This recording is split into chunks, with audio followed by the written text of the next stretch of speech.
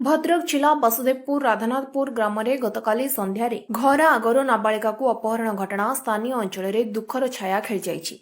ए घटन गतकाली राति तमाम भद्रक अतिरिक्त एसपी एसडीपीओ समेत बसुदेवपुर चूड़ामणि नायकणीडीही पुलिस एभली घटना विभिन्न स्थान में नाका करथिले हेले अपहृतांकर कौनसी भी पता पाई नथिला पुलिस। आज भद्रक एसपी मनोज राउत अपहृतांक घरे पहुंची विभिन्न दिगरु तदंत आरंभ करछंती। एपरिक खबर पाई अपहृतांक बापा समुद्रରୁ माछ मारिबाकू जाई घरକୁ फेरिथिले।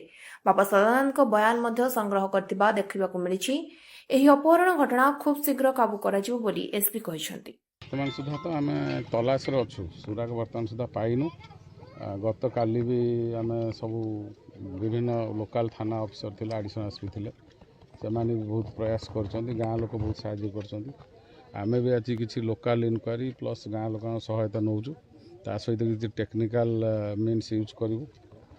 बर्तमान सुधा जदिव मिलनी आम आशावादी जे आज निश्चय आम किसी क्लू पाइबू यहाँ नहीं वर्तमान सुधा तो जहाँ स्टेटमेंट जना पड़ी किडनापिंग जे कौन पाई हिची कौन हिची तो सही सोर्सटा आउ टिके आम क्लारिफाई हेनु आज प्राय क्लारिफाई वर्तमान सुधा से क्लीयर नुहे। वर्तमान जी आम इनक्वारी कर से भाई कि जना पड़े अपहरण माने तो झियो हाँ झियो सुभद्रा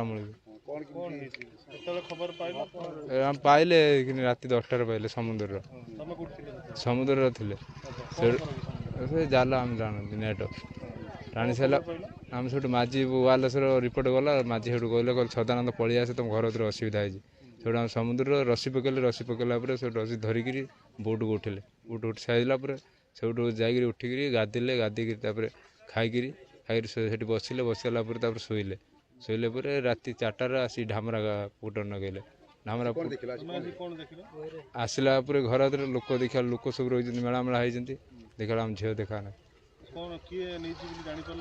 ना आम से जानी पारना ना कौन थे जो थे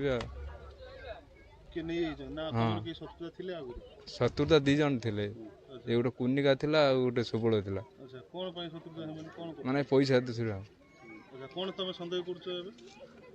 सन्देह कर जेटा 2टार जे हो नहीं थे माने गाड़ी वाला गोटे गाड़ी केस गोटे गाड़ी वाला हाँ गाड़ी गोटे धरा वर्ष